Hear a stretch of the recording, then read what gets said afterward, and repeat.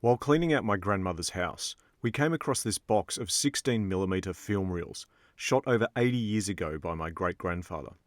For decades these reels remained untouched, rusted fast in their metal canisters, until I prized them open to reveal a treasure trove of historical footage. Amongst other extraordinary scenes, I was struck by a short sequence he filmed at Taronga Zoo, Sydney, in the early 1930s, of a pair of performing primates. It is quite possibly the only footage of this pair in existence, and I decided to find out more. So began my unravelling of the tragic-comic tale of Freddie and Freda, Sydney's performing orangutans. As it turned out, there was a lot more to this story than I expected. It was a research journey that would lead me from the forests of Indonesia to Taronga Zoo in Sydney, then to the Australian Museum, and finally to the resting place of this extraordinary pair, a storage facility in Castle Hill, Sydney. Freddie and Freda were Bornean orangutans, presumably captured wild in the forests of Borneo for display in Surabaya Zoo in Indonesia. The zoo was established in 1916 by decree of the Governor-General of the Netherlands East Indies, Johan Paul van Limburg Stirum. The zoo has moved locations several times in its long history and has recently been accused of the mistreatment and neglect of its animals, including, in what is something of a tragic twist, the premature death of a female orangutan in 2013. In 1933, Freda and Freddie were acquired from Surabaya Zoo by Taronga Zoo in Sydney through the influence of the New South Wales Governor Sir Philip Game and the Premier of New South Wales, the Honourable B.S.B. Stevens, in a deal with Surabaya Zoo Director Dr. F. Shellmakers. Valued at £100 each and described as a gift from the Netherlands government, in reality Freddie and Freda were part of an ongoing exchange program, with Australian wallabies and black swans being added to the Surabaya Zoo's menagerie. In addition to Freddie and Freda, at the time of acquisition, Surabaya Zoo was home to an orangutan mother and baby, and an old male orangutan called Father Jacob, who was described as the kingsfolk of Freddie and Freda. All were described as fine specimens with long hair, vigour and health. Freddie was said to be 3 years old at the time of the exchange, and Freda, described as his girlfriend, was 5. Even at the time of the exchange, it was said that imitating the actions of humans was a distinguishing trait of Freddie and Freda. This was to be a theme repeatedly emphasised throughout their brief lives. John Williams, a representative of the Telegraph newspaper, was employed by Taronga to collect the 2 orangutans from the zoo and load them onto the New Holland. Along with other animals such as birds and deer, the ship departed Surabaya bound for Sydney on September 23, 1933. During the trip, they were under the care of Mr. Norman Fryer, the ship's barber. One report claimed that during the voyage, Freddie escaped from his cage after pushing open the half-ajar door while a native boy was feeding him. Freddie was discovered shortly after dicing with death while dangling out of a portal over the open sea.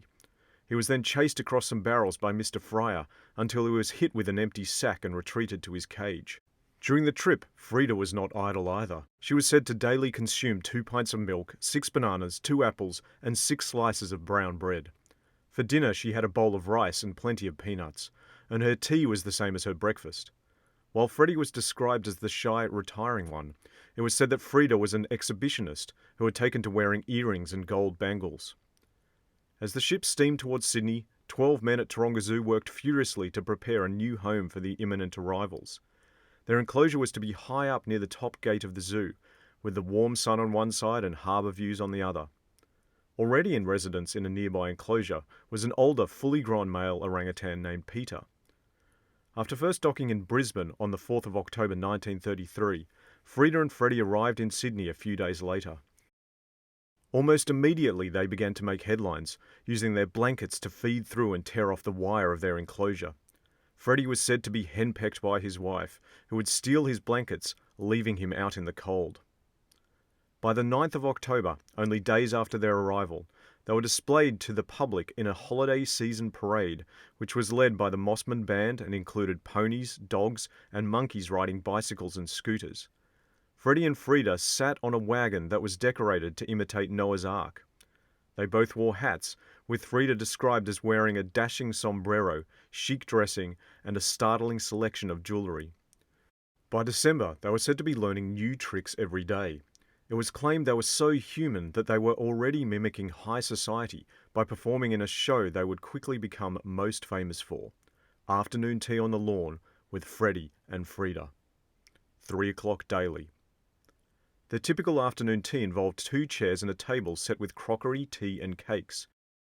Although at times they would play the part of genteel English folk, more often, and much to the delight of the crowd, the tea party would descend into chaos with overturned tables and broken plates. The most mirth ensued from breaches in decorum and etiquette, when, for example, Freddie put his cake in his tea, or Freda tipped sugar into her mouth instead of her teacup. One witness to this daily spectacle related that while Freda quietly chewed cake and drank milk with a spoon from a cup, Freddie sprinkled sugar over his face and lips and put a finger in the teapot, bit the knob off the teapot lid, twisted the handle off the servant's bell, overturned the table, and persisted in swinging from the limb of a forbidden tree. It was said by reporters that these two are even more human than most people imagine, for the greater the crowd of spectators, the more they play up at afternoon tea and generally show off. Peter, the older resident male orangutan, whom it was said had had his nose out of joint since the arrival of Freddie and Freda, looked contemptuously down on their antics from his cage, apparently disgusted by their lack of decorum. These early performances set a pattern of these apes being required to attempt activities that were deemed to be the height of culture, while the media took great delight in condescendingly mocking their efforts. Special preparations were made for the duo's first Taronga Christmas Day tea party in 1933. It was claimed that while other animals would be consuming their ordinary diet over the Christmas holiday, as sudden dietary changes could be detrimental to their health, things would be different for these 2 young orangutans. For Christmas, the zoo restaurant prepared for them real plum pudding alongside a special cake with Merry Christmas scrawled on it in icing. One news report predicted that at the sight of these Christmas delicacies, there was a grave danger of etiquette being thrown to the wind. These concerns proved justified, as a subsequent article stated that when the cake was placed in front of them, no one said thank you. Instead, Freddie proved himself to be the mischievous boy. Both grabbed the cake, but Freddie, the greedier of the 2, scooped up and ate the Merry Christmas writing with one hand, while removing the icing with another. While hardly the little lady, Freda was certainly more restrained than her boyfriend. With the cake reduced to a half-eaten ruin, they washed it down with deep gulps from bottles labelled wine, really water with vanilla essence. The gurgles were drowned out by the gurgles of the watching children, who probably decided what they really wanted for Christmas was a pair of baby orangutans. On the 4th of April 1935, it was reported, "You might imagine that the clever pair had been trained to do their tricks. Not a bit of it. They do them for the sheer love of it. And in all their little performances, they are simply left to do what comes naturally to them on the spur of the moment." Already the orangutans were becoming a lucrative asset for the zoo, with a record being set of 9,000 Christmas Day visitors, more than triple the 2,800 visitors the previous year. The anthropomorphizing of these apes was a consistent theme. On the 27th of June 1934, it was stated that there was a new matter for interest in the further evolution of Freddie and Freda. They appeared in the garments of civilization. Freda in a coat and skirt, while Freddie was even more startlingly dressed in entirely modern +4s with a gaily coloured scarf and cap to match. Although Freda at one stage struck an attitude which suggested she knew herself to be especially attractive, they did not wear their new clothes as to the manner born. It was reported that they disliked clothing and had a tendency to tear it up, including hats which Freda would snatch off keepers' heads and destroy, apparently once 4 in a day. "At the same time," said her attendant, "I'm not going to stand for too much of this hat-snatching business. If I lose any more hats, I'm going to cane her until she gets to know that it doesn't pay." "Isn't that funny, little people?" declared the writer of this column for children. Despite their aversion to being dressed up, their second-hand garments were soon replaced with tailor-made clothes of more durable quality. "The evolution goes on," one article declared. They were measured up by Sydney tailor Mr. F.V. Richards, who said measuring Freddie was similar to measuring a very corpulent man, and commented that his shoulder and chest measurements had the same proportions as a human. Freddie was to have a cap and +4s, with one leg green and the other blue, and a coloured coat said to be more spectacular than the biblical Joseph's. Freddie and Freda were said to have demanded delivery of their clothes in a fortnight, and a joke was made about the pair needing to pay the tailor for his work. This was one of many times where their fictitious dialogue, usually commenting on aspects of fashion or high society, was reported with humorous intent. The idea that apes would discuss such sophisticated matters was consistently at the heart of the humour. The pair appeared at several events in their new clothes, parading alongside models and even taking home fancy dress awards. Freddie and Freda proved an ongoing hit and kept the turnstiles at the zoo clicking over at an extraordinary rate with their almost human antics. To help promote this local attraction, a special consignment of methylated spirits and kerosene was even supplied by the state government for the purpose of boiling Freddie and Freda's tea. It was claimed that they were the most intelligent animals at the zoo, obedient as most children, handling a teacup as adequately as a human being, and performing at the clap of the trainer's hands. Sometimes other animals were added to the performance, such as an old tortoise who would hobble around eating the dropped cake, while the orangutans would poke the unfortunate animal with a stick. It was all described as a positive scream. In addition to their afternoon teas, soon Freddie and Freda's performances involved other stage scenes, such as praying, reading books, and washing clothes, during which the pair would wring out towels and hang them on a line to dry. Much was made of the romance between the pair, with staged scenes in which Freddie attempted to woo the indifferent Freda with bunches of flowers. In another so-called experiment that played along with these romantic themes, Freda was moved to a different cage and replaced with photos of her to assess Freddie's reactions and to test his sagacity. Much was also made of Freddie's attempt to imitate his keeper, Charlie Camp, by hammering in a nail to hang one of the photos, although Freddie's attempt ended with him dropping the hammer on his toe. The bedroom was another scene added to the pantomime. This usually ended with the orangutans dismantling the bed, using their tremendous strength to throw the iron bars like matches and tearing open the pillows, showering the audience with stuffing. They were encouraged to attempt glass blowing, all for the sake of a Modern Home and Interior Decoration magazine article. They were also presented with mirrors, which they gesticulated at, thinking they were seeing another ape, before Freda broke one and Freddie put another in his mouth and ran away.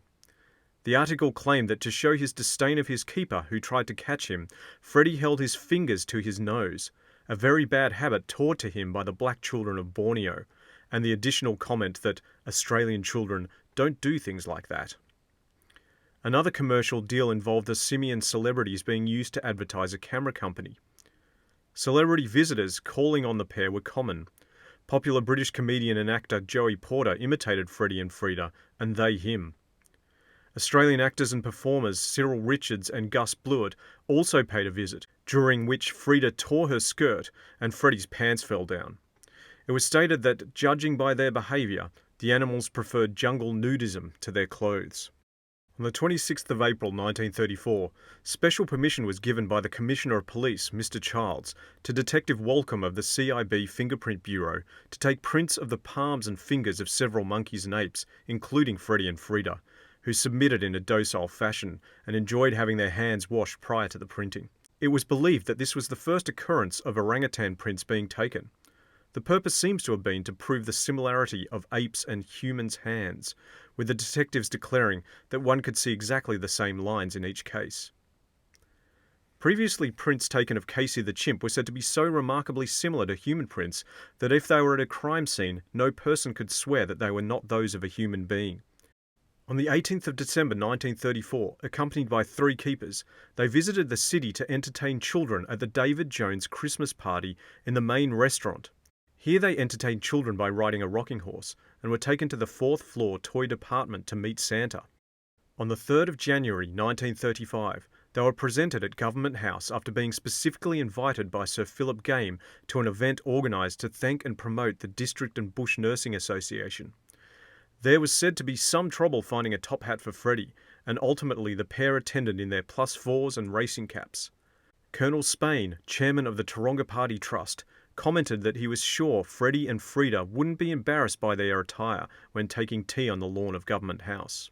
He went on to say that these animals had progressed so far towards the humans that application might yet be made to have them enrolled as members of the Zoological Society. The press speculated whether they would try to sign the visitors' book or just steal it. On another occasion, in what seemed to be a publicity stunt to advertise the upcoming ABC Children's Party Day at the zoo, Freddie and Freda were driven to King's Hall for an ABC community singing event. As they crossed the harbour bridge, it was said Freddie exercised his masculine prerogative and paid the toll inspector. They arrived dressed as travellers, carrying swags and cooking implements to fit in with the rendition of a musical piece, The Old Sundowner, conducted by Bryson Taylor. They completed their repertoire of tricks, this time also drinking from hip flasks containing golden syrup and soda. It seemed the intention was that they would also vocalise along with the music, so their performance could be broadcast on the radio. What was said to potentially be Freda's first colourful step in a glamorous career descended into chaos. Freda seized a photographer's flash globe and attempted to violently grab a radio microphone before being restrained by her keeper. In October 1934, the ABC Children's Day at the Zoo was held. Children were admitted free with an accompanying adult to witness a procession including elephants, monkeys, circus animals, children on ponies, and even a stuffed shark on a bicycle. Invitations were issued on specially printed postcards featuring Freddie and Freda. This ended up being one of the biggest days ever at the zoo, with 35,000 people attending, including 26,000 children. For a year and a half, their public tea party performances were repeated daily, much to the amusement of the growing numbers of people who came to watch them. Whether they had Sundays off like their human counterparts enjoyed due to the sabbatical laws, or if they were forced to perform 7 days a week, is unknown. Whatever the case, these performances were about to come to an end. On the 18th of October 1934, Freddie celebrated his 5th birthday. It was to be his last. There were 5 candles atop a large cake filled with ice cream, and visitors to the zoo were given a slice. Freda was to cut the cake, but she was described as not being in good humour, so it was thought unwise to give her a knife. On the morning of the 4th of June 1935, Freddie the ape, described as the show hero and hero to the kiddies, was found dead in his enclosure by his keeper. His body was still warm. Zoo officials were puzzled, as he had seemed to be in good health and his bright and cheery self after he and Freda had taken part in their usual afternoon tea party the day before. However, as if it was some kind of omen, things had not gone entirely to plan. As Freddie and Freda were being led back into their cage following their performance, there was the usual rush of children. Although some reported that Freda had been in a bad temper and randomly lashed out, another paper claimed that in the crush, a boy accidentally stepped on Freda's foot. With an angry snarl, she bit the boy on the leg, inflicting a nasty wound. Freda was hustled back to her cage, and the boy was treated at Taronga Park Casualty Room. The next morning, Freddie was dead. The health department and university were contacted to carry out a post-mortem during which the contents of his stomach were to be analysed. It was speculated that Freddie may have had kidney trouble, as one of his kidneys did not appear to be quite normal. It was said that his skin would be sent to the museum in Sydney, where it was to be stuffed and mounted. Freddie was around 5 years old when he died, considerably shorter than the 35 to 45 year lifespan of a Bornean orangutan in the wild, or up to 60 in captivity. One reporter wrote, "May your successor be as quaint a caricature of a man as you were." It seems that the belief existed that along with exhibiting some human-like traits, these orangutans could stomach a human diet, which at times consisted of sweets, nuts, cakes, plum pudding, custard, and even lifesaver lollies. One report describes them pouring bottles of lager into bowls of ice cream and mixing the concoction together with their hands before licking the bowls clean. This was a far cry from their natural diet of young leaves and shoots and fruit. Although by no means certain, one cannot but think that this may have played some part in his demise. Meanwhile, Peter, it seemed, had taken to smoking cigars, and sometimes also to eating them. Along with the shock felt by those that had come to love Freddie and his antics, his death was a financial blow to the zoo. While Freddie was individually valued at £125, the partnership was valued much higher. Estimates of the financial loss to the zoo of the end of the popular duo ranged from £750 up to £2,000. A previous attempt had been made to insure the pair for £1,000, but the plan was rejected due to no company being willing to take on the risk and the prohibitive premiums involved if one did. Further controversy arose shortly after Freddie's death, when it was revealed that despite his name and being consistently described as the gentleman of the pair and the husband or boyfriend of Freda, Freddie was in fact female. Naturally, this must have been a well-known fact to the zoo and Freddie's keepers, but for the sake of the show and the pantomimes, it made for a better act to have Freddie and Freda seen as a couple. One commentator wrote of Freddie that he was indeed not of the sterner sex, but rather a Vesta Tilly or an Ella Shields, both famous male impersonators of the day.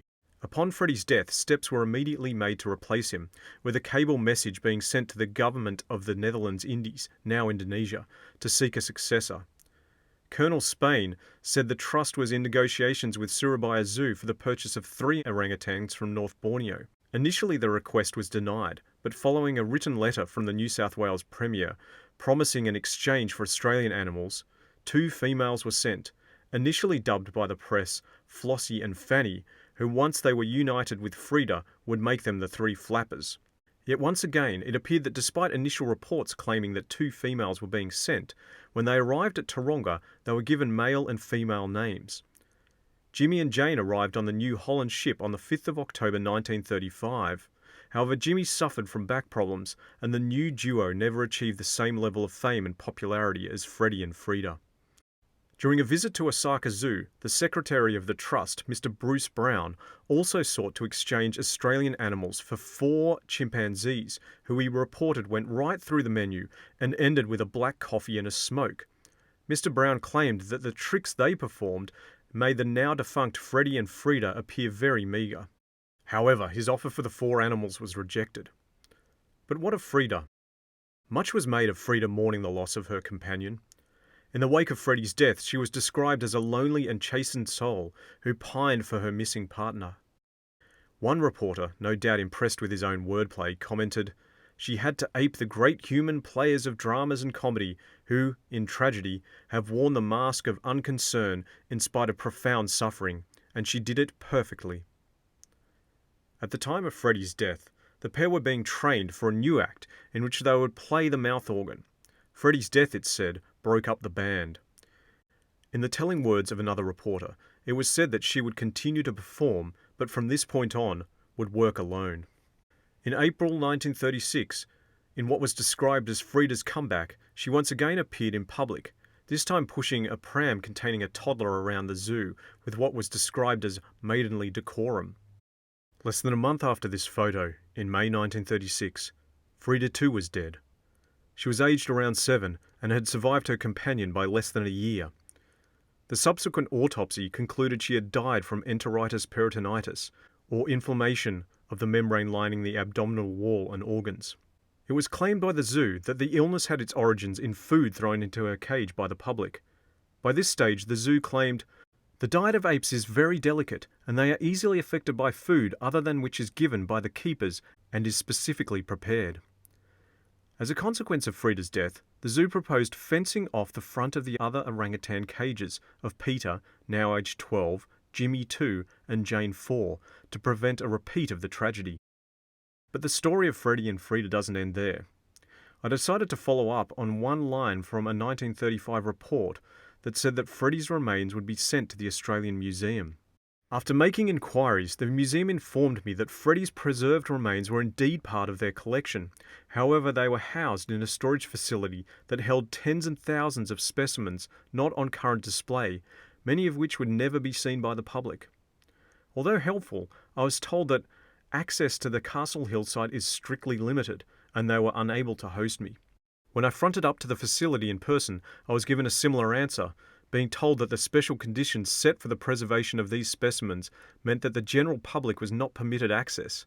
This was a frustrating outcome, as I felt that in being able to see these remains, it would have brought the story full circle. I'd be seeing the same animals that my great-grandfather had watched and filmed nearly 90 years ago. Yet after persisting, I received the next best thing. When the museum's mammal department visited the facility, they took photos for me. And here they are. The remains of Freddie. And of Freda.